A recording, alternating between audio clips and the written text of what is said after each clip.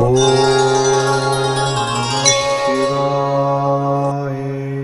குருப்யோ நம. ஸ்பிரிச்சுவல் ஜோதிடம் என்ற காணொலி மூலம் உங்களை சந்திப்பதிலே பெருமகிழ்ச்சி. வணக்கம் நண்பர்களே. இந்த 6ஆம் தேதி ஜூலையிலிருந்து 12ஆம் தேதி ஜூலை வரைக்குள்ள காலகட்டங்களில் பூரட்டாதி என்கிற நட்சத்திரத்திலிருந்து ரோகிணியில் உச்சம் பெற்று மிருகசீஷம் வரை சந்திரன் செல்ல இருக்கிறார்.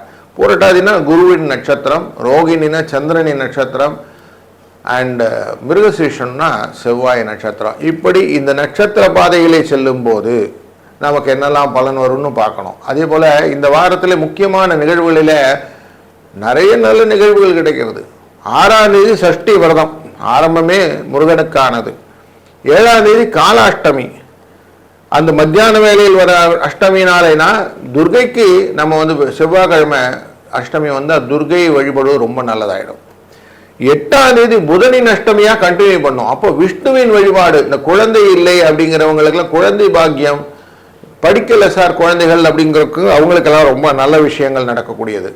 அதுபோல் 10ஆம் தேதி அபாரா ஏகாதசி என்ற ஏகாதசி, அதாவது நம்மளுடைய மனதில் இருக்கக்கூடிய அழுத்தங்கள் கலக்கங்கள் எல்லாத்தையும் தீர்க்கக்கூடிய ஏகாதசி விரதம்.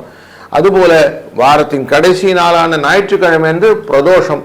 அந்த பிரதோஷத்தில் ஒரு முக்கியமான விஷயம் என்னன்னாக்க மனசுல மரண பயம்னு சொல்லுவோம் இல்லையா, அந்த பயத்தை நீக்குவது. இப்படி பல விஷயங்களை தாங்கி வரக்கூடிய வாரம் இது.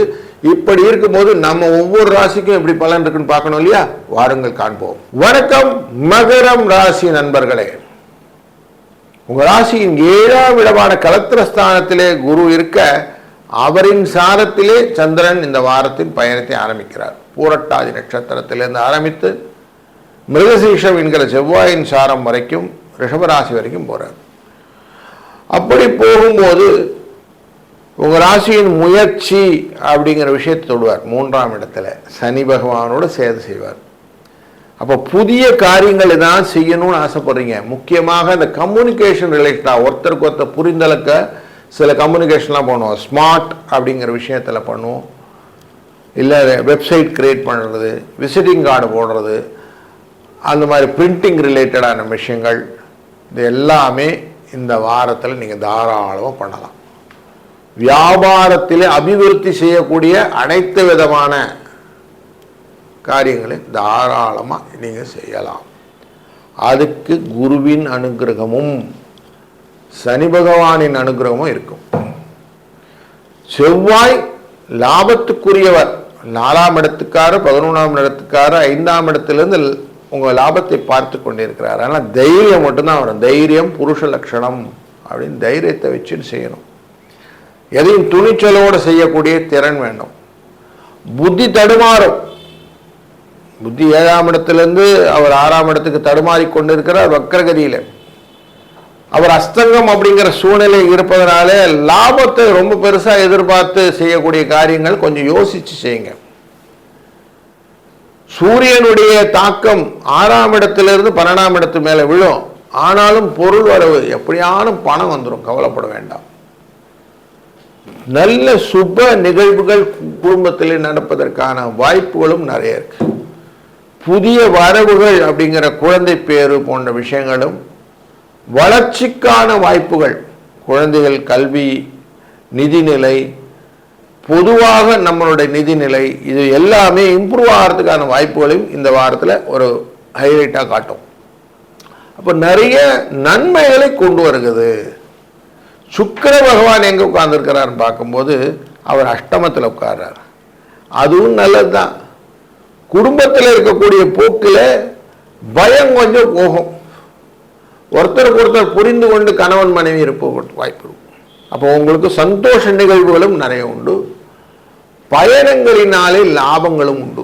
புதிய நண்பர்கள், புதிய வாடிக்கையாளர்கள், இவர்களினுடைய கிக் ஸ்டார்ட் உங்களுக்கு இருக்கும். அவங்க வந்ததுனால இப்போ இம்ப்ரூவ் ஆகிருக்குதுங்க. அவங்க ஏதோ ஒரு ஐடியா சொன்னாங்க, அதனால் அந்த ஸ்பார்க் அப்படின்னு சொல்லுவோம், இந்த ஸ்பார்க் கிடைக்கிறதுக்கான வாய்ப்பு உண்டு. 2ஆம் இடத்துல ராகு இருக்கிறதுனால பேச்சுகள்லாம் கொஞ்சம் கரெக்டாக பேசிடுங்க, கராராக இருங்க. வியாபாரத்தில் தன்மையெல்லாம் அப்படி இப்படிலாம் வேண்டாம். நீங்கள் ஸ்ட்ரிக்டாக இருந்தீங்கன்னா எல்லாமே உங்கள் பக்கம் திரும்பும். 10ஆம் தேதி அபார ஏகாதசி அன்று விஷ்ணு பகவானை வழிபட உங்களுடைய மனநிலையில் மாற்றம் கிடைக்கும், லாபமும் உண்டு. அதனால் அமைதி உங்களுக்கு திரும்பும். பல காரியங்களுக்கு தெளிவான முடிவுகள் எடுக்க முடியும். இதை பயன்படுத்தி கொள்ளுங்கள். வணக்கம் கும்பராசி நண்பர்களே. காலச்சக்கர புருஷத்துக்கு 11வது இடத்துக்காரர் நீங்கள். உங்களுக்கு இந்த வாரத்திலே 7ஆம் இடத்திற்குரிய சூரியனின் தயவு வேண்டியிருக்கு. அதே போல 6ஆம் இடத்துக்கு சந்திரனின் தயவு வேண்டியிருக்கு. ஏன் சூரியனின் தயவு வேணும்? சூரியன் லாபஸ்தானத்தை பார்த்து கொண்டிருக்கிறார். அதனால தினமும் சூரிய நமஸ்காரம் பண்றது, அவரை வணங்கி தான் மற்ற காரியங்களை செய்யறது அப்படிங்கிறத வச்சுக்கிடுங்க. சந்திர பகவான் 6ஆம் இடத்துக்கார சத்ருஸ்தானத்துக்குரியவர். அப்போ எதையும் வெற்றி கொள்ள வேண்டும், எல்லாத்திலையும் முன்னிற்க வேண்டும். மாதா பிதா குரு தெய்வம் அப்படின்னு சொல்லுவோம். அப்படி தாயார் தந்தையரை வணங்குவதும் முதல் வேலையாக வைத்துக் கொள்ளுங்கள். இது லௌகீகம். புரட்டாதி நட்சத்திரத்திலே சந்திரனின் பயணம் ஆரம்பித்து உங்க ராசியிலிருந்து ஆரம்பித்து உங்க ராசி 2, 3, 4ன்னு போவார். ரிஷபராசியில ரோகிணி நட்சத்திரத்தில் உச்சம் பெறுவார் சந்திரன் இந்த வாரத்தில். அப்போ உங்க ராசி 2ஆம் இடத்துல போகும்போது சனி பகவானுடன் சேர்ந்து குருவினால் பார்க்க சுக செலவுகள் எல்லாம் நடக்கும். குடும்பத்தில் நல்ல செலவுகள், சுபமான செலவுகள் உண்டாகும். குருவினுடைய இந்த அனுகிரகத்துடன் சனியின் பார்வை உங்க ராசியின் 8ஆம் இடத்தின் மேலே விழும். அதனால எதிர்பாராத தன வரவுக்கும் வாய்ப்புகள் உண்டு. 4ஆம் இடத்திலே செவ்வாய் அமர்ந்திருக்கிறார். கேந்திரத்தில் அமர்ந்து கேந்திரஸ்தானமான விருச்சிக ராசியை பார்த்தார். அப்ப தொழிலிலே நிறைய தடைகள், பண விரயங்கள் உண்டாகும். அதனால கொஞ்சம் எச்சரிக்கையா இருக்கணும். ஆனால் குருவின் பார்வை அந்த 10ஆம் இடத்தின் மேலே விழுவதனால விரிவாக்கங்கள் அப்படிங்கிற எக்ஸ்பான்ஷன் செலவுகளா இருக்கும். அப்ப நல்ல நிகழ்வுகள் நிறைய உண்டு. லாபத்திற்கு குறை இருக்காது. 7ஆம் இடத்திலே சுக்கிரன் இருக்கிறார். குடும்பத்திலே கலத்திரத்தினுடைய ஆரோக்கியத்திலே குறைபாடுகள் உண்டு. நீங்க கொடுக்கக்கூடிய கம்யூனிகேஷன் கரெக்டா இல்லாதனால கூட்டாளிகள்கிட்ட கொஞ்சம் ஒரு கஷ்டம் இருக்கும், அழுத்தம். அதனால அதை ரிலாக்ஸ் பண்ணுங்க, புரிந்து வைங்க. இது இப்படிதான் நடந்திருக்கு, இதனுடைய காரணம் இதுதான் அப்படி கொஞ்சம் அவங்களோட இறங்கி பேசி கொஞ்சம் தெளிவுபடுத்தி விட்டீங்கன்னா நல்லது. ஏன்னா ராகு உங்களுடைய மனநிலையிலே நிறைய மாற்றங்களை கொடுத்து கொண்டிருக்கிற இந்த காலகட்டங்களிலே நீங்க கொஞ்சம் இறங்கி வேலை செய்யணும். அப்பதான் எல்லாம் நடக்கும். அதுவா நடக்கும்னா அதுவா நடக்காது. உச்சப்படக்கூடிய ரோகிணி நட்சத்திரத்தில் சந்திரன் இருக்கக்கூடிய காலகட்டங்களில வார கடைசியில உங்களுக்கான புதிய வாய்ப்புகள் நிறைய கிடைக்கும். ஆனால் கொஞ்சம் ஆரோக்கியத்தை கொஞ்சம் ஜாக்கிரதையா பார்த்துக்கணும். பணம், லாபம் போன்றவை வருவதற்கும் வாய்ப்புகள் இருப்பதனால இந்த வாரம் சந்தோஷமா தான் இருக்க போகுது, கவலைப்பட வேண்டாம். பிளான் மட்டும் கரெக்டாக பண்ணிக்கிடுங்க. இது இப்படிலாம் பண்ணணும், இதுக்கெல்லாம் முன்னெச்சரிக்கையாக சில காரியங்கள்லாம் பண்ணணும் அப்படிங்கிறத மட்டும் முத்தாய்ப்பாய் வைத்து கொண்டீர்களானால். ஏன்னா 6ஆம் இடத்திலே புதன் வக்கரகதியிலே இருந்து 5ஆம் இடத்திற்கு பயணம் செய்யக்கூடிய சூழ்நிலைகளே தவறான காரியங்களிலே உங்களுக்கு அவமானப்படக்கூடிய சூழ்நிலையும் உண்டு. அதனால கொஞ்சம் எச்சரிக்கையாக இருக்கணும். 8ஆம் தேதி புத அஷ்டமி அன்று புதன் பகவானுக்குரிய விஷ்ணுவை வழிபடுவது, பெருமாளை வழிபடுறது, நல்ல ஆள் இறக்கு நல்ல துளசி மாலையை வாங்கி அவருக்கு சாழ்த்தி, பெருமாளே கோவிந்தா என்னுடைய பிரச்சனைகளை எல்லாம் கொஞ்சம் நீக்கிவிடு, என்னை எப்பொழுதும் முன்னும் பின்னும் வளமும் விளமும் மேலும் கீழும் இருந்து அரணாயிருந்து காப்பாற்று அப்படின்னு அரங்கநாதரை வணங்க உங்களுடைய மனநிலையிலும் மாற்றமும் வாழ்க்கையிலே எழுச்சியும் பல தெளிவான முடிவுகளும் எடுக்க முடியும். வணக்கம் மீனம் ராசி நண்பர்களே. உங்க ராசிக்குள்ளர சந்திர பகவான் உள்ள நுழைய போறார் சனி பகவானுடன் சேர்ந்து. இந்த வாரத்தில் குருவின் பார்வை உங்க ராசி மேலே இருக்கு. ராசிநாதன் தான் பார்வையை வைக்கிறார். உங்களுக்கு அந்த பஞ்சமஸ்தானம்ங்கிற 5ஆம் இடத்திலிருந்து பார்வை, லாபத்தை நோக்கிய பார்வை இருக்கு. அதனால புதிய எண்ண ஓட்டங்கள் நிறைய இருக்கும். கலத்திரத்தின் மூலமாக சுகமான வாழ்க்கையை கொண்டு வரணும்னு எண்ணங்கள் வரும்.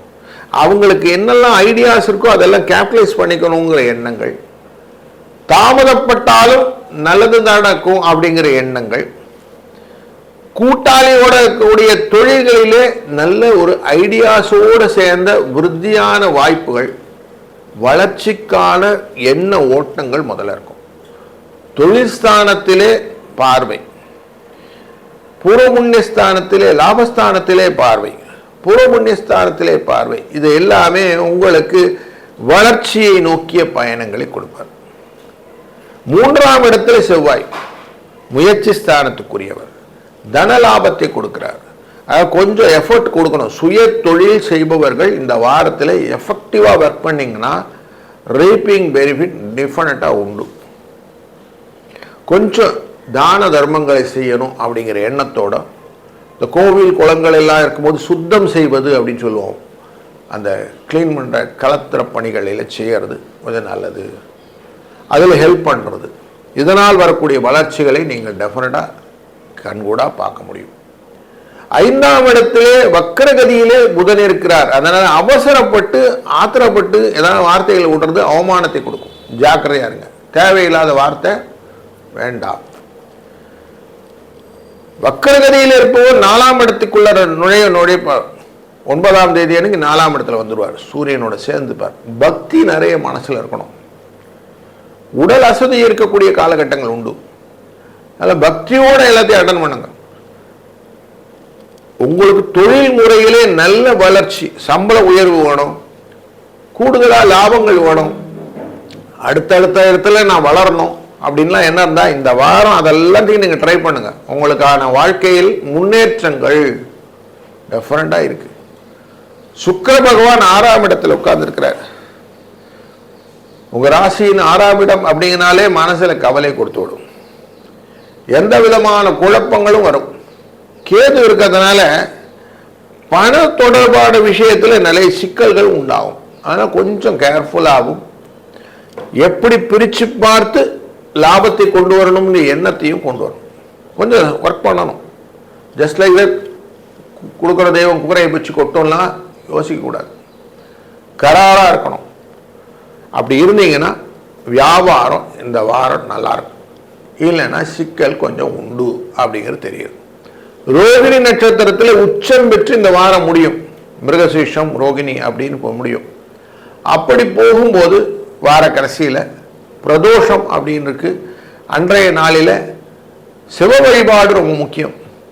இந்த வாரம் முழுக்குமே காலையிலேயே நீங்க ருத்ர சமகம் அப்படிங்கிற பாடல்களையோ இல்ல சிவனின் பாடல்களையோ ஒலிக்க வைத்து கொண்டே இருங்கள். சனி உங்க ராசிக்குள்ள இருக்கிறார்.